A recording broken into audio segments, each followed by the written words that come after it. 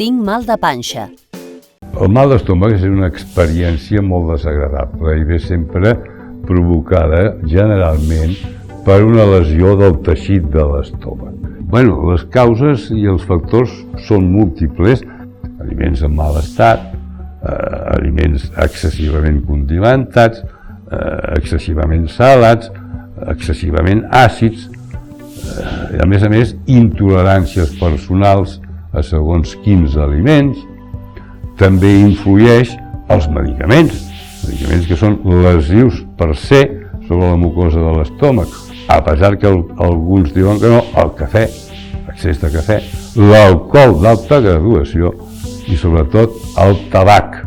Quan et trobes malament ja no tens ganes de menjar i menges coses molt suaus, que una vegada passat vas reincorporant paulatinament altre tipus d'aliments fins que fas una dieta sana i equilibrada. Si tu fas menjars molt copiosos, tindràs molt àcid, tindràs moltes més molèsties. Aleshores, s'ha de fer menjar poquet i sovint, menjant de tot i, sobretot a la nit, no sopar molt, sopar d'hora, trigar sempre un parell d'hores a anar-se'n a dormir perquè hagis pogut fer una miqueta la digestió. Però és tan important la qualitat del menjar com la quantitat.